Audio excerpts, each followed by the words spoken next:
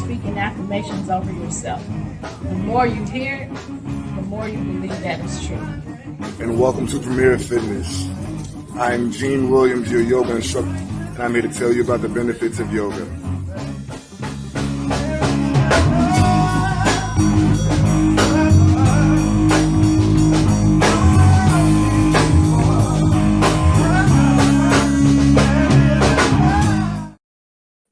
Hey, everybody. Thank you for joining us. You have just tuned in to Where is the Love? I am your host. I am Stephanie Hockenhall. Joining me is my co-host, my son, Gene Williams. Hello, we're on the air. Hey. Yeah, we are. What's your name again? Huh? What's your name is? I forgot my name, sir. Party over here, party over there, Mark said. There we go. Exactly.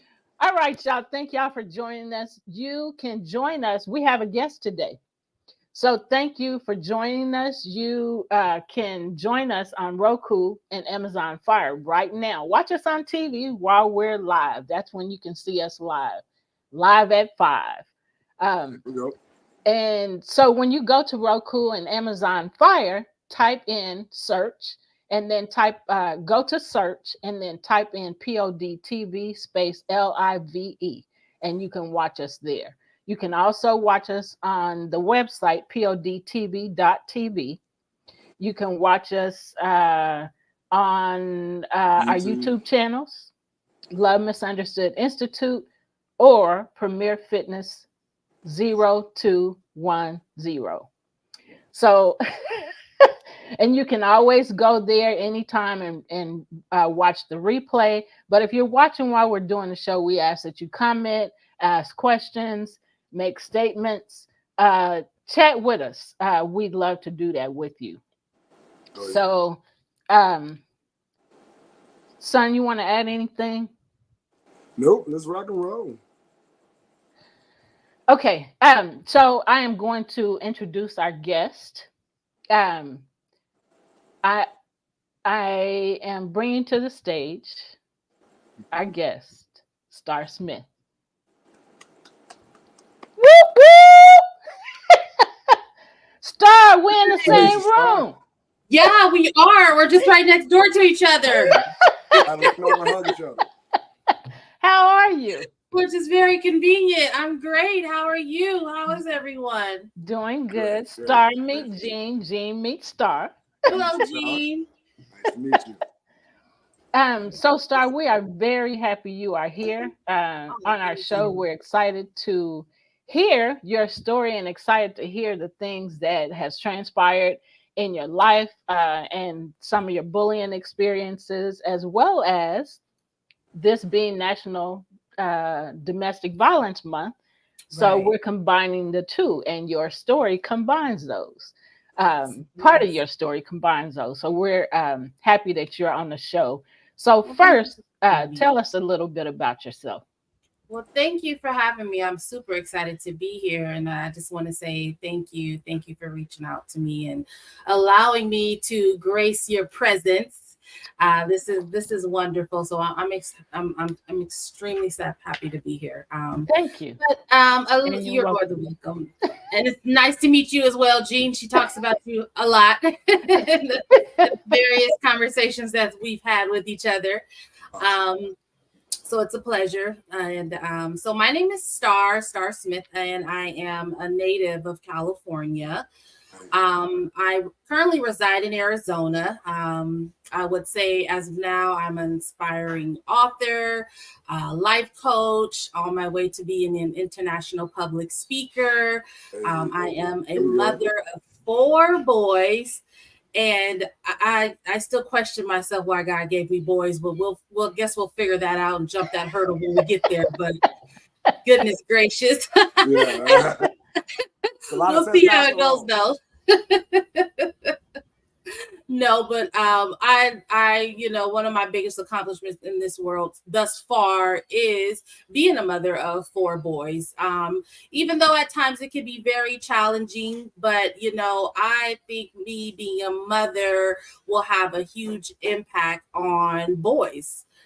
Because a lot of boys or men nowadays, they don't really have that, much respect for women, and it's more of a game. And and I think just me, I really pride myself on being a boy mom, because I think we need more great men in this world, and I am glad that I can say I'm going to be someone who's going to be part of that. So There we go. Right.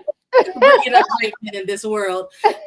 And then just little background, I was in foster care.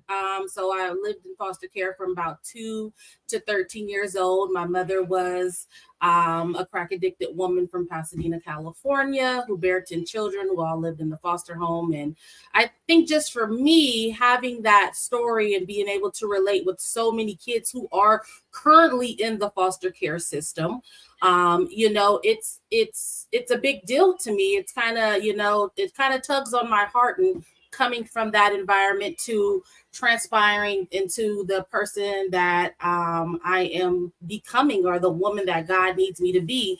So a lot of it, goes hand in hand, and I'm just happy that he has chosen me to be one of his soldiers, to go out here and help others that may not be able to know that there is a brighter light on the end of that tunnel. Because just growing up with that type of mother, and growing up in that type of environment, and having to deal with discouragement and bullying, being bullied by my sisters, being bullied by the foster care lady and her children. It's a lot to deal with. So I'm glad that God is able to use me to help others who may not know that there is a way out. So I'm excited about that. That's great. So what you just shared, a lot of times we experience things in life and we say, okay, I'm not gonna do that, or okay, I'm gonna change that. Um, and that might not be what we say in our minds, but that's how we feel. And then so when we get in that position, then we shift whatever it is to the way that we would have wanted it. So would you say that you chose to do that, or did you think about doing that while you were growing up, experiencing some of the things that you did? I'll never put my kids through this, or I'll never allow this to happen to my kids. Is that something that you thought about? Can you say that's something you thought about while you were growing up? Oh, yeah. I mean, to be honest with you, I never wanted kids, to be 100% honest with you. I was always that sibling, that was very like, I sheltered myself. I had a wall. I was always too young to hang out with the older girls, but then too old to hang out with the younger kids. I was in that middle portion. And it was like, I really never even wanted children, because I didn't want my children to have to deal with the things that I had to deal with as a child, having a mother that didn't love you, having not really knowing who my father was, and having a drug addicted mother, and, dealing with the siblings that I had to deal with, living in the foster care system.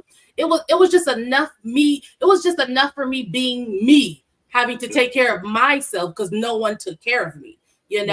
Everything that I did as a child, it was because of the decisions that I made. It was no one, hey, telling me, Star, you have to go to school, or you need to make sure you got good grades, and you need to make sure you got good credit. You need to make sure you get a good job. Like, I had to learn all that by myself, based off of the experience that I had in my own life. So, I mean, and then when I had my children, it was like, oh, okay, this is different. This love that, I think we as mothers, when we have these babies and they're growing in our belly, yeah, it's a big deal. We want to do everything that we can to even protect them in the womb. But then when they get here, it's like, oh, snap. I got to really take care of this person. I've got to love this person. I got to nourish this person. I got to make sure that this person has a roof over their head. I have to make sure that they eat. I have to make sure that they have clean clothes on their back. And it's like, as me having a mother and a foster mother who never did that, who only provided the basics of the necessities to make sure I had a roof over my head, to make sure I had food in my mouth.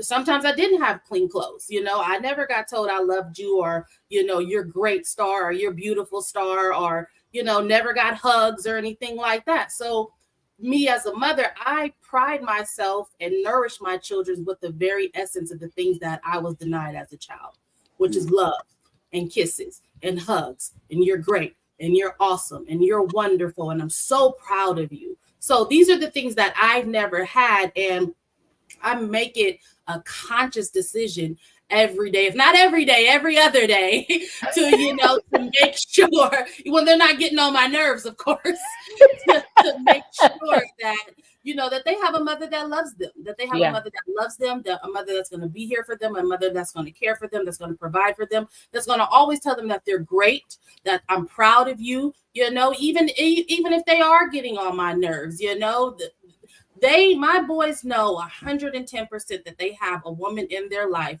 that loves them, that never judges them, that will always be here to protect them to the day that she dies. So that for me right there is a big thing, because I didn't have that.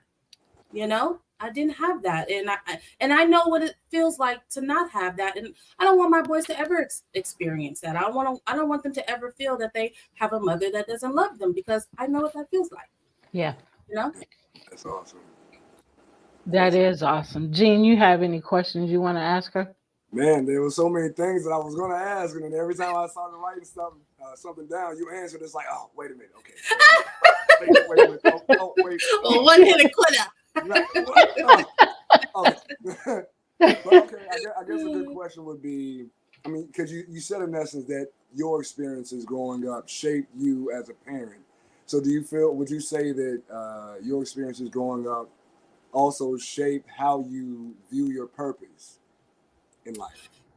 Oh, wow. That's a great question, because I never knew I had a purpose. I never knew that I was here for a purpose, to be so me stepping into my purpose is something that just happened a couple of years ago. I was never told that I was here for a reason. I was never told that God loved me and he brought me here for a purpose. That wasn't, I didn't know nothing about that. The intimate relationship that I have with the Creator right now is only something that happened over the time within a couple of years. Yeah, I knew of him, but I didn't know how much he loved me. I didn't know how much he provided for me. I didn't know how much he took care of me. I didn't know how much he's been able to nourish me and help me grow as a person. That happened over time. So me fulfilling my purpose and me knowing that I have a gift is the gift. Knowing that I'm able to acknowledge the gift that he has given me, that is my gift. So, my boys know that they have to develop their own relationship with God. At the end of the day, whatever the relationship is you have with you and your God is your business. But I'm here to tell you that I'm a living proof of the relationship. So if you don't see nothing else, you're going to see an example of the relationship that I have with the Creator and all that he has done for not only me, but for us, because there are several times where it could have gone the other way, where I could have been drug addicted, where I could have put my children in foster care. I've dealt with, I'm a domestic violence survivor, and this is stuff that I've seen from my mother and from my sisters. And, my children can end up abusers. My brothers are abusers, so things could have always gone a different way, but through the grace of God, and the willingness to know who I am and my purpose that he has brought me here for, that's the sole reason why it has it. So, I tell them all the time, you have to start building that relationship with him at a very, I don't have your charger, honey, I'm sorry. So you have to start building that relationship with him at a very young age, because the way that this world is going right now, it's a lot. There's a lot of temptations. There's these kids are just being brought up in a different time and in a different world, and it's scary. So I need them to grab a hold of that relationship right now so they can be able to go and fight these battles, because I'm not going to be here forever. So I just hope that they lead by. I just hope that I'm able to lead by example. If I don't do nothing else in this world, I hope that my kids look at me and realize that they had a very strong, God-fearing mother in them in their life, and that passes on to their children and their grandchildren and so on and so forth. And I'll be okay with that. That's good. That's really good. Um, so I know you said you had 10, there's 10 of you. Were you Yes. all in the same foster home? Yes, we all Wow. were. We were all in the same foster home, like on and off. I would say the last two only stayed for about 6 months until they got transferred to a different foster home. Because in that like process, my mother was in and out of getting clean and trying to get clean, and then she ended up relapsing, and then they took the kids away, and and just being in that foster home for, I don't have a plug, honey. And just, oh, here, you can check this one. I'm sorry, this is my 6-year-old. I don't know if that one works. You have to go ask your brother, okay? I think he said no. Okay, well, I'm busy. So, mother's work is never done. I'm sorry. I'm telling you, I'm going to be honest with you. I haven't been home in like 2 days because I've been working. I'm an insurance adjuster and I work for USAA. And, these hurricanes just hit, and, I work like almost an hour away from home, and it's a horrible commute. So I stayed over the weekend at work, and I literally haven't been home in 2 days. So my son, my 6-year-old, is a stalker. It's okay. Yeah. He's my shadow. No, but I'll get to that because that 6-year-old really saved my life. And when he came in a very dark time, and something so beautiful for him to come out of a dark time and not realizing how much he saved my life. It's a tremendous blessing. But yeah, so we were eventually all in the same foster home together, and the kids, they came back to back, back to back to. I'm number 4, and then after that, those kids came back to back to back to back, and they all just went directly to the foster home. My mother was crack addicted. She didn't, I can honestly say, as I've gotten older and just listening to the stories that my mother has told me, because I am in the process of writing, well, my book is done, but I'm also in the process of writing my mother's story, and just, and I didn't know my mother had a drug problem until I was like 13 or 14 years old. I never knew why I was in a foster home. I never, I didn't know anything until, you got older and you start seeing things. But yeah, when we were in the foster home, those kids came back to back to back. And I can honestly say, I think that, my foster mother manipulated my mother 100%. It went so far as to where my foster mother even put an APB out on my mother every time my mother became pregnant. So if my mother went to a hospital within that radius of, Pasadena, within the area, they would immediately call the foster lady. And my mother would not have been allowed to remove any of her children from the hospital. So that's how bad it was. Right. Wow. And they all came to the foster lady, and that's just what it was, and it's like, my mother didn't know that. My mother had signed her rights away for her children before her children were even born. And she didn't even realize that. She didn't realize what she was doing. I kind of feel like my mother was under the impression that, my children are in this home, they're being taken care of, they got a roof over their head. And, she's able to go out in the streets and do whatever she wants, because at the end of the day, she knows there's somewhere for her children to be in. And there was even times when my mother lived in the foster home with us. No one came by, no one questioned us, no one asked who she was, and that's just what it was. We never had any caseworkers. After a while, caseworkers never came. No one ever came to check up on us and about our whereabouts, if we were, had somewhere to sleep, or if we were getting food, or if we had clean clothes. This woman had a 5-bedroom house. She had 4 daughters of her own. They all had their own rooms, and me and my sister slept upstairs in the attic on dirty mattresses. So that's just what it was. It wasn't, that was just our life at the end of the day, and our mother came when she could come, and it was, I can honestly say, when she came, she cooked, and she, she did our hair, and it was, it felt normal. I had 2 mothers when my mother was around, and when she wasn't around, she just wasn't around. And then it'd be days, it'd be weeks, it'd be months before she would come back around. And it's just, and that's just what it was. It was, normal to me. I tell people this story all the time, and they're like, that wasn't normal, Star. And I'm like, well, it was normal to me. I didn't know anybody else didn't live in a foster care. I didn't know anybody else's mother didn't come in and out of the house. I didn't know that. All that was normal to me. So I mean, your normal, my normal was different, but how am I supposed to know how other people live? I didn't know, Yeah. So of the Jean, did you want to ask her a question? Yeah. Well, actually, so I was gonna ask, like, so from your experience with, foster care and what you were just talking about, with feeling unloved and your mom popping in and out, do you think that kind of led to the domestic abuse situation that you dealt with later on?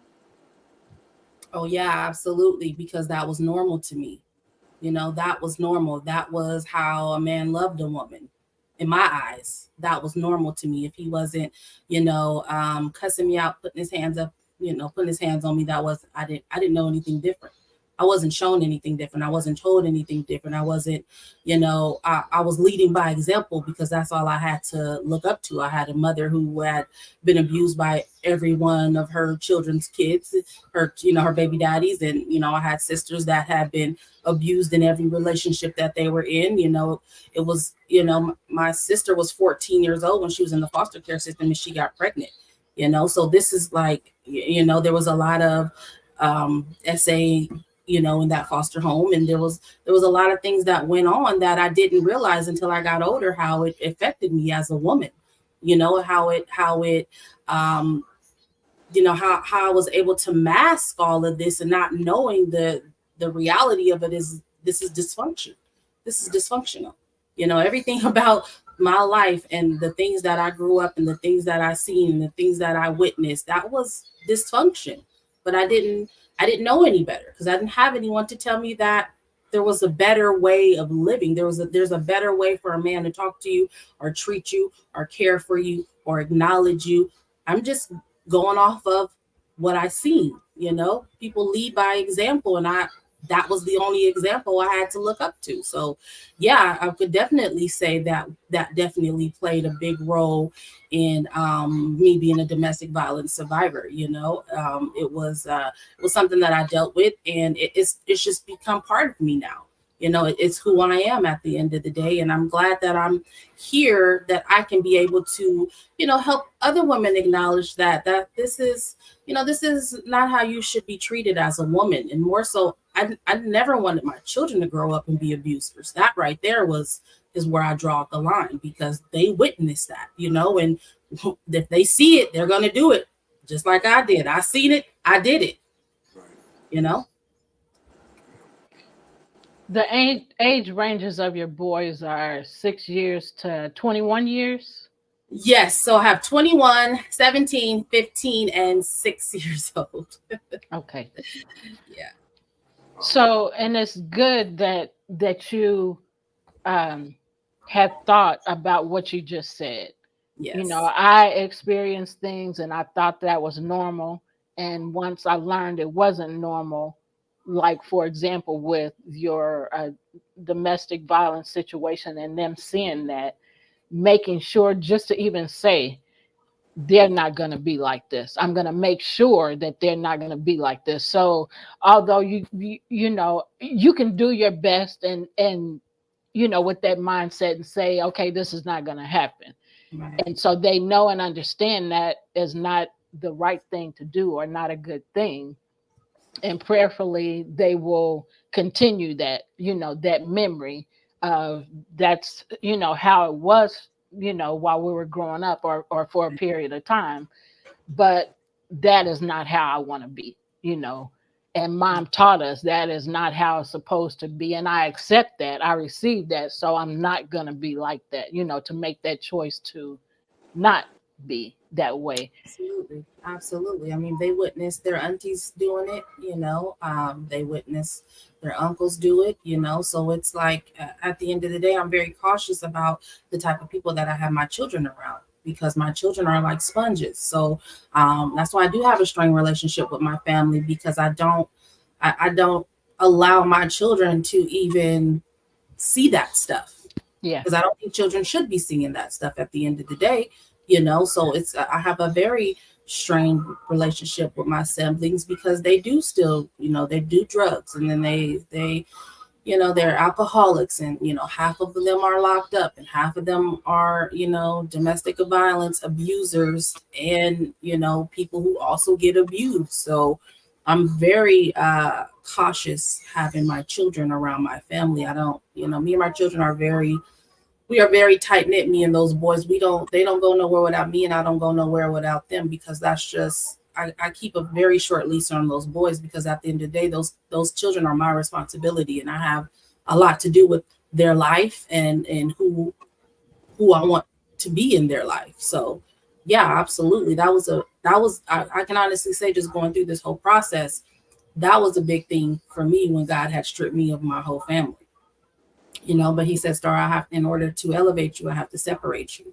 And I didn't understand why he needed to separate me from my family. But at the end of the day, I learned that my family had become a trigger for me.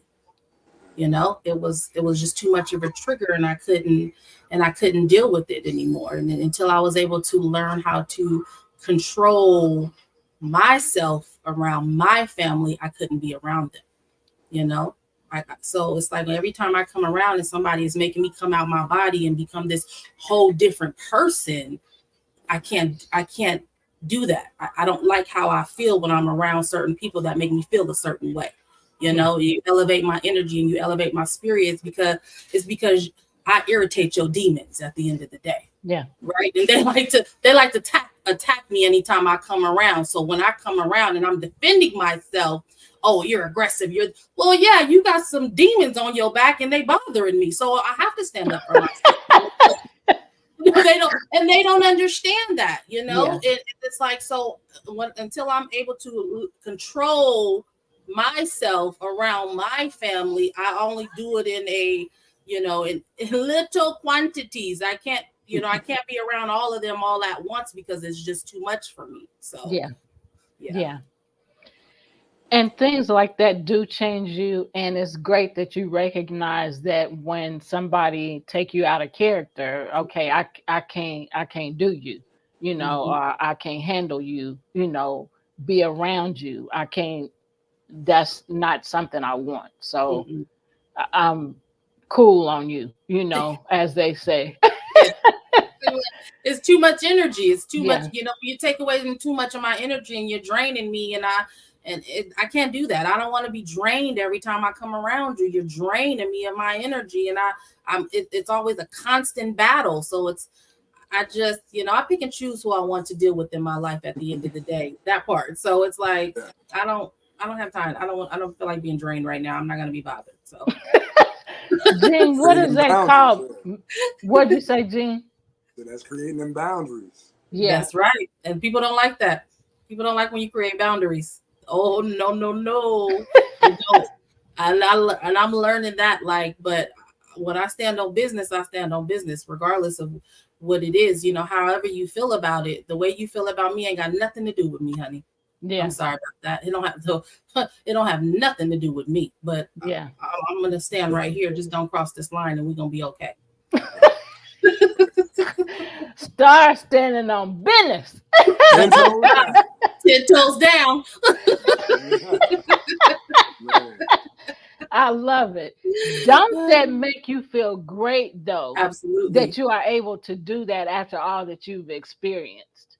Absolutely. I'm in control of my life. Yeah. And a lot of people aren't. Yeah. So. And that's awesome. Go ahead. No, that's all. I'm just like, I'm in control of my life. You know, when you are allowing something or a poison to control your life, you live by that. That's what you live by. I'm in control of my life. I say and do what I want to do when I feel like it's time for me to do it at the end of the day. And that ain't got nothing to do with nobody. That's between me and the creator. And I don't do nothing he don't tell me to do. So you know, I'm not worried about it at all. Like I said, that's exactly why I just have a strained relationship with them, because they're not all there, and but they'll come around when it's time for them to come around. And I can't waste any more time and energy on people who don't. I can't want it more for them than they wanted for themselves. Yeah. And I had to learn that, you know, people, you can't expect people to love you when they don't love themselves. Yeah. That was a big thing for me too, right there. Like, these people don't love themselves, Star. So how are you trying to get love from someone that don't love themselves? So I think when you figure that out, it's never about you. It's not about you, Star. Yeah. And I had to realize that it's not about me. It's not. So. And actually, what you said kind of goes into the next question I was going to ask. I was going to ask you what was the switch? What happened to help you flip the switch from the mentality that you had where you were dealing with abuse and whatnot, and then you were like, you know what, I'm done with this? Was there a particular situation or trauma, or was it just like maybe accumulative, where just over time you realize looking back, like, I don't deserve this, you know? No. What was it? I'm trying to keep it PG. I'm trying not to cuss. No, I know. I mean, I wish it happened like that, but there was something that happened very critical to me, and it was almost about 2 years now, almost going on 3. It was the domestic issue that I had with a man that I thought loved me. He tortured me for 6 hours, wow. Right? And I had to defend myself in my home in front of my children, you know. And that right there, I can honestly say that night that my life almost ended, it actually begun. Yeah. Because that was the switch for me. I'm 100% in agreement that God betted on me that night and I won. Right. Like it was a battle for my soul for that night. Like I know that for 100% it was, and I won. Just put it like that, and I won. And it was you know, there's a very pivotal moment in a woman's life when she is going through that, and you are sitting here thinking, oh, I can change this man. I'm going to fix this. We're going to be better in the morning. Yeah. I'm going to get through this and we're going to figure this out. But that's because that's what I saw. Right. And it's like my sisters were in relationships for 10 and 20 years with these abusive men, and they stayed, you know, and it was like, you know, they stayed. So, oh, okay, well, I can fix this. I'm a fixer, right? I got this, right? Until I went in that bathroom and I looked in that mirror and I see my mother's face. And I said, that right there scared me more than that man on the other side of that door, because I knew where my life was headed. I knew I was going to put my kids in foster care. I knew I was going to be running behind this man. I knew I was going to eventually end up on dope. And I knew my kids will also be abusers. So seeing her reflection in that mirror, they say you become what you fear. And that has always been a fear of mine, of becoming my mother. So I made a decision that night that is not going to be me, and that's not going to be my boys. And I'm not going to live that life, and I'm not going to go that road, and I'm not going to take my boys down that road. And that was, I could say it honestly, it felt like it was forever, but it was less than 5-6 seconds that I had these thoughts in my head and it was just like a light bulb that completely went off. And I did what I needed to do, and I had to defend myself in my home in front of my children, and they witnessed this. Yeah. And it was one of the most horrific things I've ever experienced in my life. And I can honestly say God was the only one that brought me through that. Like at the end, him and those kids and that 6-year-old in there, he slept through the whole ordeal. The man took me to 3 different locations before I begged him to please. He told me he was going to kill me. Before I begged him to please take me home and let me go say bye to my boys one last time, because I knew when I got home, it was my children were there. Now we in a different type of place, because now my children are here. So It was like, you know, I was in straight mommy mode after that. Right. You know, I was very protective mode. And I knew when I got home that it was kind of like something just lit in me, because now my children are here and now you're trying to harm my children. Yeah. So that was like, there was no thinking after that. And I did what I had to do. And it was rough. It was rough, but we made it through, and we got through it. But I can honestly say for the 6 months that I was dealing with that, I contemplated killing myself, suicide every day for 6 months. Every day for 6 months. And the only thing I can honestly say is that, you know, because my boys, I have a 15-year-old, but, you know, I got that 6-year-old too. And at this time, they were like, you know, 13 and 15. And my 20-year-old had already moved back to Arizona with his dad. So I thank God that he wasn't there either, because this boy is 6'6", you know, 200 pounds. And it would have been a different type of party, to be honest with you. So, and I wouldn't want that to weighing heavy on my son's shoulders, because he ain't built like that. And you know, he's just not. He's a very sensitive creature. And I'm glad that he wasn't there, because things would have definitely turned out differently. But I can honestly say, you know, my 6-year-old was 4 at the time. And like I said, he slept through the whole ordeal. And the only reason why I didn't do it is because I said there will be nobody to take care of him. The other 3, they'll be fine. They can live through what mama has taught them for the time that I've been here, right? They'll be fine. But that 4-year-old, he ain't gonna make it. Yeah. He ain't gonna make it without me, you know, because I didn't have a mother he don't have a grandmother that he can depend on. I don't have siblings or any. My children would have ended all up in foster care, and I would have had to wait till that 18-year-old turned 18 and he would have got custody of his brothers. So all this was playing in my mind, and a very, like, it was, I could literally see the way my life was getting ready to end up. Right. And all I seen was me looking like my mother, being my mother's child. So that right there was the light switch that went off. And then that was it. Once I've got through that depression, and I finally, you know, I fought with God. We fought so bad until he took everything away from me. And when I say he stripped me of everything, he took my house, he took my car, he took my job. He almost took my life because I wasn't being obedient and I wasn't listening. So I promise you, I don't question nothing he asks me to do now. There ain't nothing. Nope. Yeah, absolutely. You want me to do that right now? Or did you want to wait? Or what should I do first? There's not a doubt in my.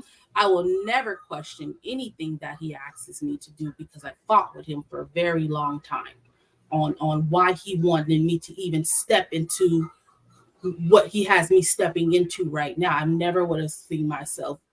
I was always embarrassed about my life and who I am and where I came from. You know, being a sibling with 10 children raised in a foster home, crack addicted mother, that's not really a conversation starter. You know, I've never, just start with that, you know, and now I'm a domestic violence survivor. It's like, you don't start with that. You know, that's a heavy conversation to have with somebody about who you are as a person. But, you know, he said, no, you'll be fine. You'll be okay. Yeah, you can tell people your story, because this is going to help everybody, and you're your star. So why do you think I named you that? So, okay, makes sense now. So it's in the name. Love it. Love it. So what does star mean? I'm just a child of God. That's it. That's what it means to me. Whatever it means to you, it might be something different, but I know what it means to me. Right. I am his star. I am his shining star. You don't have to be embarrassed to tell your story. There's nothing to be embarrassed about. This is I didn't realize that this is what he's been building me up for since I was 2 years old, since I was born, since I walked into that foster home. Yeah. This is what he has been building me up to do. And I didn't even realize that, right? Like I had no clue that this is what he made me for. This is my purpose. Yes. Right? He has been preserving. Say it like that again. That's right. And I'm okay with it. Love it. So do I. I absolutely love it, because we talk about bullying and share about bullying because that's been our experiences. Yeah. And so you said a lot right there, and part of what you said that I want to take from what you shared is that you were being built for this the entire time. And so now, it's time for you to educate, to teach, to share, to inspire, to testify to others, because there's so many other people that have experienced this and have no idea what to do, how to overcome, or are experiencing it and have no idea what to do. And so I think about that as it, pertains to bullying, and, all the bullying I experienced, and some I did, you know, but all that we, you know, that I've experienced, I did not and was afraid to speak up about it. I did not know or would have never believed that I would be educating about this. But it's the purpose of my life. And so we overcome things, and we go through things, and we overcome them to help to turn around and put our hand out for the next person to pull them forward. Come on, you can make it. You can make it. You can make it. Gene, what were you gonna say? Do you remember? Yeah. Actually, so now that you said all of that, I want to know if you can just give us a little taste of the book that you have just finished. Oh yeah. So my book is called so my book is done. Let me put that out there, right? My book is done. It's been Yay! I know, right? I'm like, oh my gosh. So the book has been done. It was supposed to be initially released on May 5th, which is the death of my brother's birthday, right? So I had paid this lady to publish the book. Girl, that lady took my money and ran with it. Girl, I said, okay. But you know what? It's like God really has a funny way of doing stuff, because she pushed me to do that book, right? So she served her purpose. And then it cost me some money. Yeah, I'm not worried about money. Money is nothing to me, you know. It's just a piece of paper, you know. So, but she served her purpose, which was to help me push that book out of me, right? It took, I'm going to be honest with you, I didn't know I needed to write a book. I didn't know I had a book in me. I didn't know that I liked even writing. I'm currently working on 3 books right now. I didn't know that I like to write, right? And so, like I said, the book is done. It's going through the editing process. The name of the first, it's a 3-part series, actually. So the first series is called The Flower That Grew in the Attic, which is my series. Okay. Wow. So that's my book. And then I'm going to do my mother's. And then the 3rd book is going to be a collective of stories of me and all my siblings, because my mother had a very hard background too, which would explain why she wasn't able to give me the love that I always needed. You know, my mother was raised in a brothel. My grandmother used to pimp my mother out when she was 12 years old. Wow. You know, first time my mother tried to commit suicide, she was 13 years old, after my grandmother told her that she tried to kill her and hang her from a rope when she was 2 months old. So I wasn't meant to be here. Let's just put that out there. Right? The devil been chasing me for a very long time. Yeah. According to the devil, he been chasing me for a very long time. You know what I'm saying? So it's a 3-part trilogy that I'm in the process of working on. But at the end of the day, delay is not denied. Right. Right? Because it took me about 2 months to put this book out. Right. And I mean, when I tell you, I woke up 2 hours before I started work. I went to bed 2 hours before I was going to bed, and I wrote, and it pushed something out of me that I didn't even know was there. I didn't know how much stuff I had buried in my body, and just because I just didn't think about it. I'm not like my siblings. I don't make excuses as to why I can't be great. I just go out here and I'll be great, and I jump, and we'll figure it out once we get to where we're going. Right. That has always been my mindset, because my main priority has always been my children. At the end of the day, I'm going to do whatever I need to do to take care and provide for my children. So that's never been a problem. But I didn't realize how much my childhood and having the type of mother that I had, and not knowing who my real father was, and the type of siblings that I grew up with, I didn't realize how much it really affected me. Like, writing this book was like, oh my gosh. It was just like, it's like when you bury poop and then you got to go back and dig it up, and the smell. And he made me relive every feeling that I thought I had buried. Like, I was living it in reality, and I was crying every day, and I was begging, why do you have me doing this? Like, he was bringing back memories in my mind that I didn't even realize, that I didn't even know was actually even there. And it was just like things that I didn't even think about. And I turned it all into a book. And I think it's a great book. If you like, I will send you guys the first chapter. and you let me know what you think about it. The first chapter is about my mother and the beginning parts and the stages of how she became addicted and how we got into foster care and everything like that. But I will definitely send you guys the first chapter. I would like a review on that. And then, and like I said, the other two trilogies is going to be the story of my mother and how her life transpired, and how she went from drug addiction to having 10 kids and being abused by every man that ever crossed her path. And then, the third one is just going to be a collective of stories of my siblings, because we all have a story to tell, a very important story to tell. And my sisters have always been in domestic violence situations. And one of my sisters was even shot 9 times because they were chasing her baby daddy. And she went and she stayed with that man. Right. So it's just like, it's a lot. I come from a lot. I come from a lot for me to be able to overcome all of this and look as good as I do. I come from and you do look good, Star. Just really quickly, because if I look like what I've been through, I'll be gone.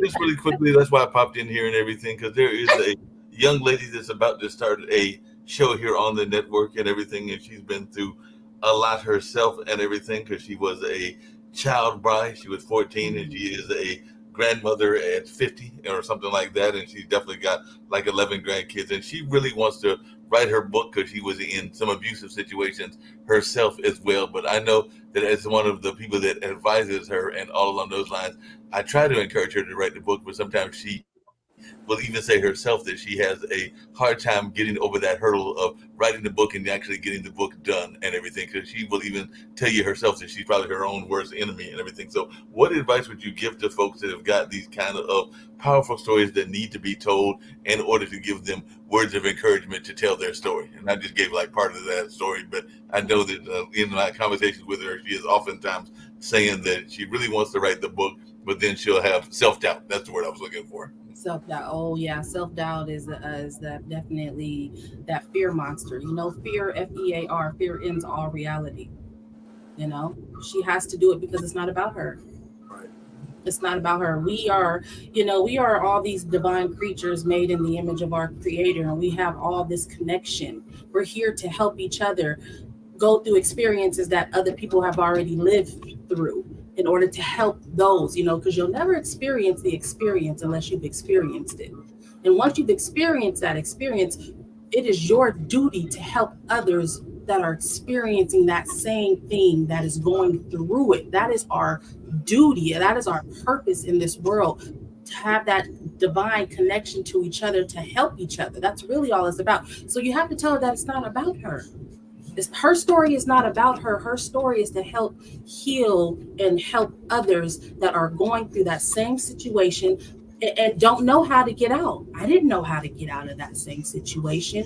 I didn't realize that that dark tunnel and that light that I see shining at the end of that tunnel was me.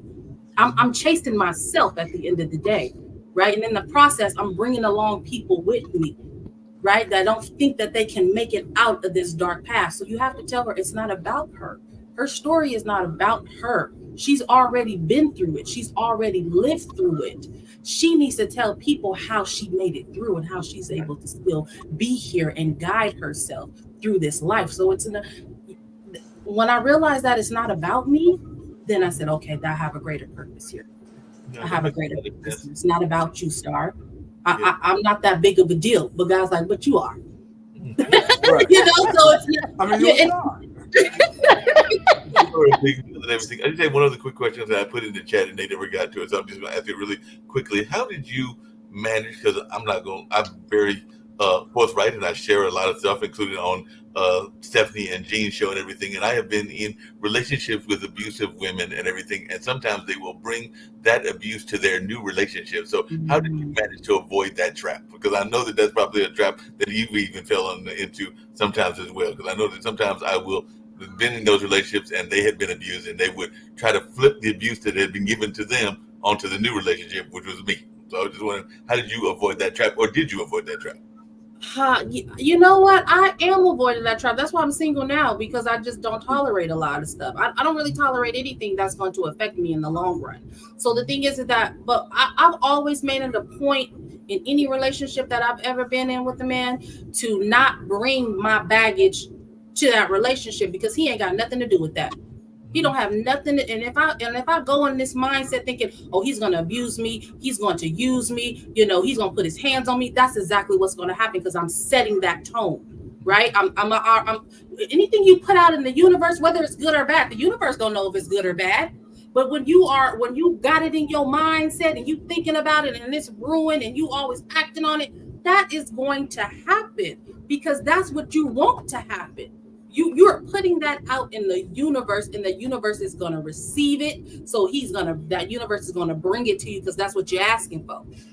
You keep asking about it. You keep thinking about it. You keep dwelling on it. That's what you're going to get. You can't have these negative thoughts. You can't have these negative perceptions. You can't think that everybody is going to be that one person that treated you this way. Everybody's not the same. Yeah. So that don't have nothing to do with you. That's got everything to do with her. That makes a lot of sense. Leave her alone. Yeah. As I bounce on out of here, let you close out with the two hosts and everything, I do have to give you thanks for your other job, because I'm actually here. I know they're in Kansas City and Tennessee, but I'm actually here in the Carolinas. So that insurance job you're doing is very much something that means a lot, because I've got some family members in the mountains of North Carolina, and I've got other family members that have been impacted as well. So I appreciate the work that you're doing. You are more than welcome, and I'm praying for everybody in the Carolinas, because it's very devastating. They said that this is worse than Katrina was. That's how bad it is. I mean, there are people that they don't even have access to get to those people, because the bridges are down, and the amount of piles of tons of debris. They can't get through there. So everybody's like, well, where's the government? The government has no way of getting up there without sacrificing other people's lives. Right. So it's devastating. It's more devastating than what had happened in Katrina. Helena. It's a mirror image, and it's a very devastating time. So and I was rushing to get here. Like I said, I haven't been home in 2 days. I literally been at work for 2 days, like working 7 days a week, 12-hour shifts. I'm getting ready to leave to India for 2 weeks. And I haven't had a day off since the 20th.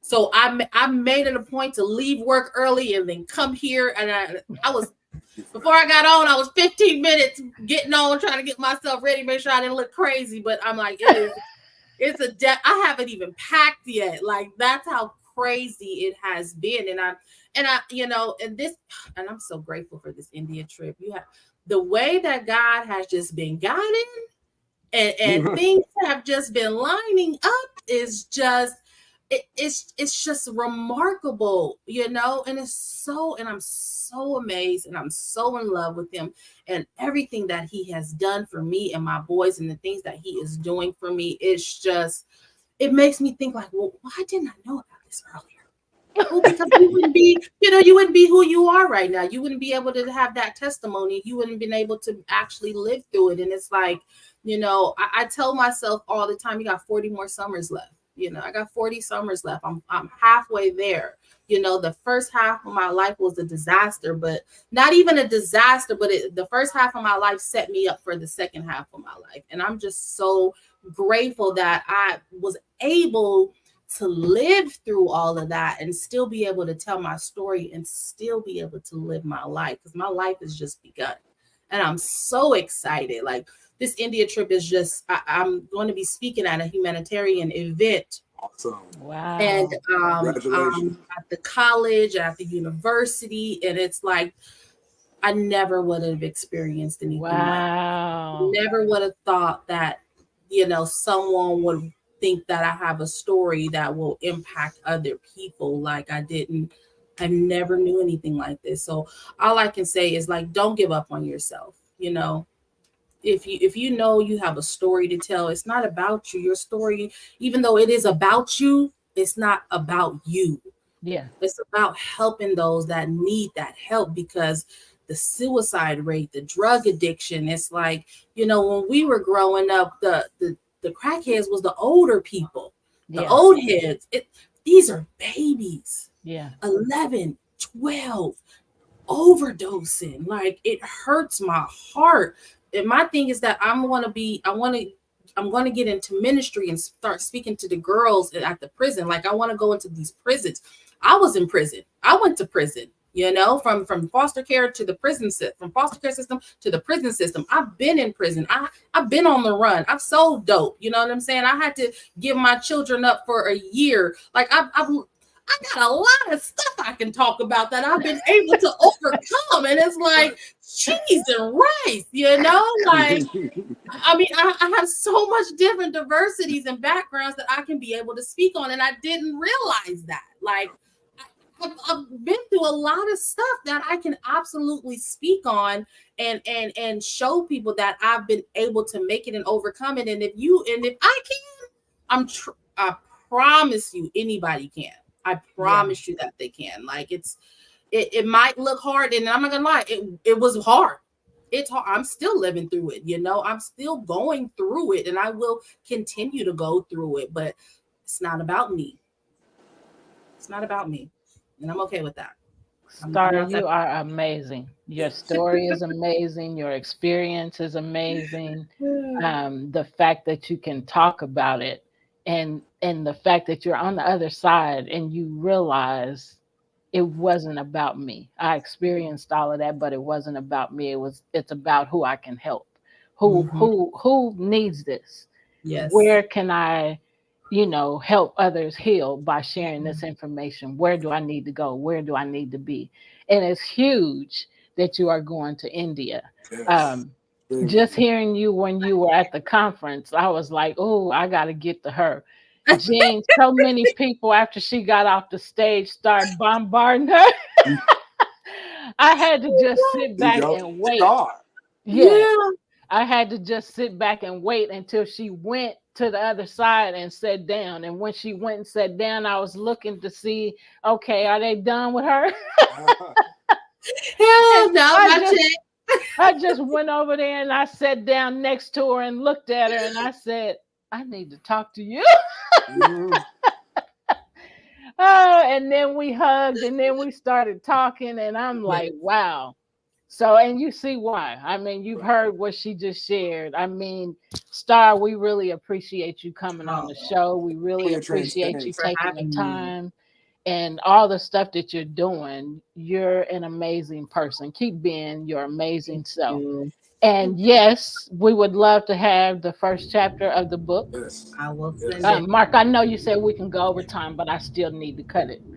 No problem. I was going to say y'all can go over. I was just going to say, just really quickly, when the book is released, if it's released on Amazon, there is an Amazon bookstore associated with Pod TV. So I'd love to get that book on this bookstore and actually be able to provide it there as well. So I just wanted to let you know that when the full book is out, I'd love to have that book available to provide that. And the last thing I was going to say to both you and Stephanie is I'm here to get on out of here, as well as that I'm always enthralled by mothers who realize the power of being a mother, because even myself, I will go and ask for my mom if I need help and all along those lines. I know Jean does the same thing with Stephanie, and I can tell that you do that with your parents. And I'm 62, and I can tell you that just as recently as a couple of days ago, I need to call mom and be like, hey, mom, I need your help. And mom was like, why? Why did you even ask? You know it's a done deal.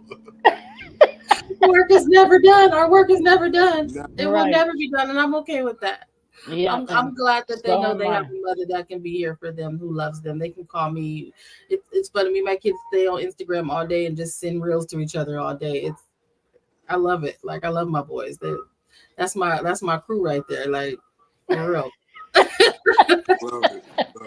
Jean, you want to say anything to her before we close out or make any comments? Yeah, I just want to thank you again for your transparency. Thank you for being open and just raw. And thank you for just pushing yourself through. I know that, again, while you're going through the muck and the mire, it's hard to stay focused, but the focus that you had to get to this end, I know you look back in the past and be like, man, I survived all of that.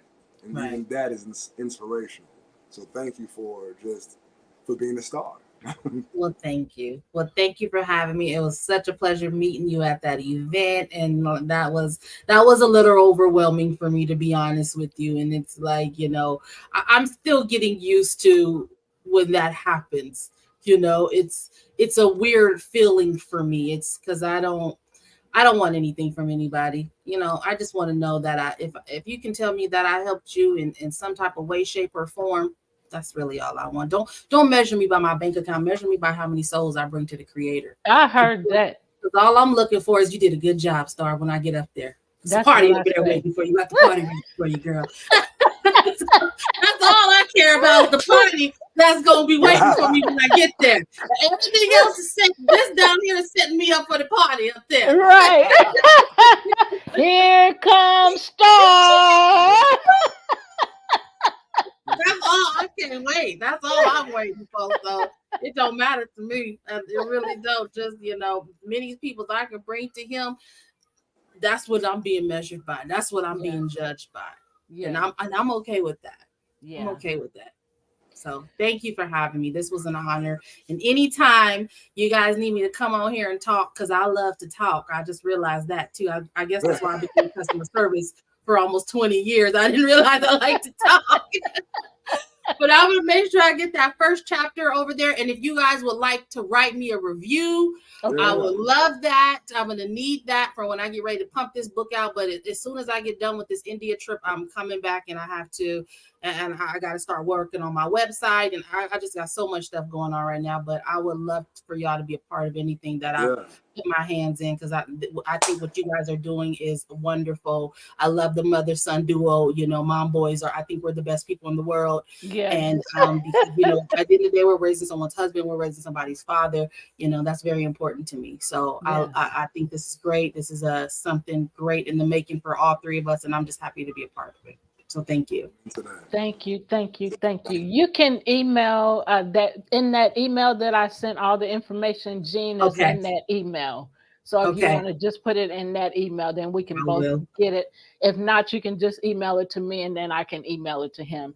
Thank you, Star, again for being on the show. Keep being you. Keep doing what you're doing. Keep rising to the top, because you on your way, sister. Keep shot. See you there. Right. All right. With that, we're ending our show. So we want to send you peace. We want to send you love. Take care. See you next Sunday at 5 p.m. Central Standard Time right here, wherever you're watching us from. Take care. See you later.